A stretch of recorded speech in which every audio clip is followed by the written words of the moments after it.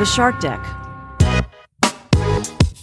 Johnny Mac with your daily comedy news. Late night writers on strike. LateBot says, a lot of college graduations in May, and congratulations, you've officially completed the highly effective system of memorizing information just long enough to regurgitate it onto a test. It's like winning a golden ticket to a lifetime of student loan payments. As you don your cap and gown, remember, college graduation is just the beginning of a thrilling adventure called job rejections and soul-crushing interviews. This is the time when you trade in late-night parties for late-night job applications. Who needs a social life when you can have a perfectly formatted resume? Get ready to apply all that knowledge you accumulated, because in the real world, employers are just dying to know the intricacies of 17th century French poetry. And don't worry, if you haven't figured out your life's purpose yet, remember, you can always get a master's degree to postpone the existential crisis for another 2 years. Hi, I did that back in 91. Joe Rogan was talking about AI. Apparently, some people are using AI to generate comedy, and that has Joe Rogan bothered. He told Brian Redband, "We are the last of the Mohicans, because we're the people that grew up without the internet and then had the internet when we were adults. And now we're seeing kids grow up with the internet. And then there's going to be the next thing, and then we're going to be the people that went through the whole thing together, where everybody from the future is just going to be some weird cyborg. That's where comedy's going to die. That's where fun's going to die. No more entertainment. Everyone's just locked into the matrix." Paste magazine asked Scott Aukerman when he felt like he had enough audience to spotlight new talent. Scott said, "I started in 2009, so I'd been doing Comedy Death Ray for 7 years at that point. The first 2 years, we were just using those people because there were so many that I could still have variety. Nick Kroll would do it every 3 weeks or something, and the new people just naturally came in. Like Harris Whittles moved to town. I saw him very early, and I was like, I love this dude, so let me put him on. People would say, hey, if you like me, there's this other person you'd really like, so someone recommended Lauren Lapkus to me. It was really interesting in the early days. You put a new person on, the fans would get really upset. They'd be like, this person sucks. Why are they on? Her voice is annoying. And I'd get that for any woman I'd put on. There's two ways you can go with that, which is a retreat. I better give the fans what they want. And I was like, you know what? I'm going to put them on even more, because that's always been my MO at the live show. Like, if you don't like something and I love it, it's your problem, and I'm going to show you. That to me is a better way of doing it, because maybe you shed some fans or whatever, but you gain more. And I'm not saying those people aren't real fans, because anybody can not like something. The first time I saw Reggie Watts, I was like, what is this? I don't really get it. Second time, I was like, oh, I see. It takes time sometimes for people to acclimate themselves to someone's point of view. People seem to keep asking Scott Aukerman if he's going to end Comedy Bang Bang. Do the rest of you know something Scott doesn't? Scott said, when the show's good, I don't ever want to quit. It's when the show is hard to do that gets to be a little mentally challenging. The time that happened coincided with the 5th season of the Bang Bang TV show. That was a period where I had 1 day off for a year. I was filming 5 days a week while also writing the show, while also writing the Oscars, also writing for the Bob and David show, while also being on Bob and David's show, and also going on tour and also editing bajillion-dollar properties. I also have to record these shows 1 day a week because I became like really good at scheduling at this point. That was really hard. The pandemic is the most serious that I got about it. One thing I hate more than anything is listening to my own voice. And I feel sorry for you right now, but there was a process where we would record the show and then would be generally awkward, and then I'd have to take about 12 hours a week to edit the show down. It was really bad the first 6 months where I wasn't enjoying it. I could just have put up a show as a piece of crap and said like, well, it's the best we could do.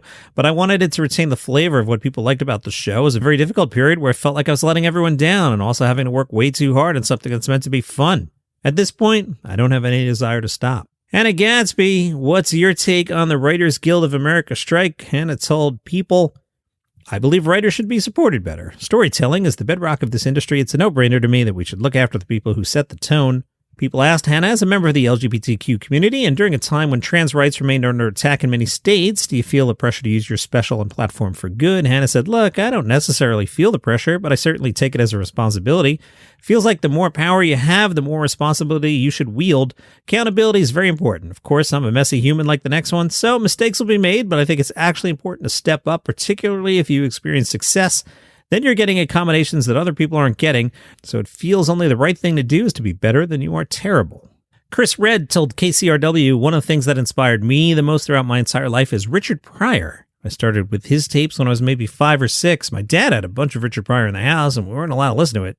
We were a church-going family, but I had a lot of insecurities. I had a lot of social anxiety, so I had to figure out how I was going to talk in front of people, and with a stutter on top of that. Comedy seemed like a way to engage with people, engage with girls. Just seemed like in a way, because I was terrified to talk to people at that age, at that time. I went to sleep with Richard's specials, because I had read somewhere that whatever you listen to in your sleep, it'll affect you when you wake up. So I was like, oh, If I listen to a funny man when I go to bed, I'm going to wake up a funny man. So just listen to every one of his albums, and the way he'd use all his personal life and the way he was so vulnerable at the dark things made me feel better about the things I'm going through. Richard didn't hold punches, even when he was getting roasted for being on crack and roasted for all this other stuff. He did a joke about himself where he's talking about Richard Pryor on the street with his head, with the match on fire, and it was like, man, nothing's off limits. I used to think about all things I used to do in the streets and how that was wasted time, but now making art off the experiences I've been through, it's all because I looked up to people who did better than me. Hi, my name is TJ, and I host a daily radio show. I have a bunch of friends that join me for it every day, and believe it or not, we all still see hope in humanity. Are you one of these people too? We want to hang out with you. Just search for The TJ Show on your favorite podcasting platform, or join us at thetjshow.com. We would love to have you being hopeful about humanity with us. Here's a quick sample of what the show sounds like. Hey, welcome to The TJ. As you can tell, you need to hear more of it. Search for The TJ Show, and we can't wait to meet you. The Sydney Comedy Festival is over. New Zealand is dark on Monday, but has another week left. The Great American Comedy Festival, that's coming up in mid-June. They've announced their lineup. Michael Ian Black, Marcela Aguelo, Sean Grant, Daniel Perez, and Tyler Rothrock. Michael Ian Black is a multimedia talent who's starred in numerous films and TV series, written and or directed 2 films. I'm going to parse that sentence in a second. And is a prolific author and commentator. Okay. What does written and or directed 2 films? You could have said, and I don't know the particulars here, maybe he wrote 2 films and directed 1. You could have said that, or maybe he wrote 1 film and directed 2 films. Why would you say written and or directed 2 films? Anyway, information at the greatamericancomedyfestival.com. And how about this poor Chinese stand-up comedian? He was forced to apologize. Li Haoshi, hope I'm saying that correctly, caught the attention of authorities after using a phrase associated with the People's Liberation Army.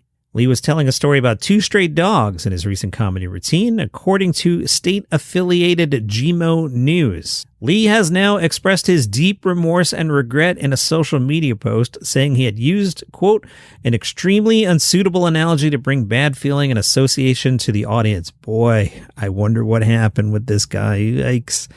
I will take all the responsibility and call off all my performances to deeply reflect and re-educate myself. Yikes. Lee's joke got laughter at the show, but also apparently prompted unease from one member of the audience, who went on Chinese social media to complain that the joke was inappropriate. During the week, Beijing authorities launched an investigation. They then fined the production company around $2 million. The production company's activities have also been indefinitely suspended. The Beijing arm of China's Ministry of Culture and Tourism said, "We will never allow any company or individual to use the Chinese capital as a stage to wantonly slander the glorious image of the People's Liberation Army." The company accepted the penalty and terminated Mr. Lee's contract. And that's your comedy news for today. Follow the show for free on Apple Podcasts, Spotify, YouTube, wherever you get your shows. See you tomorrow.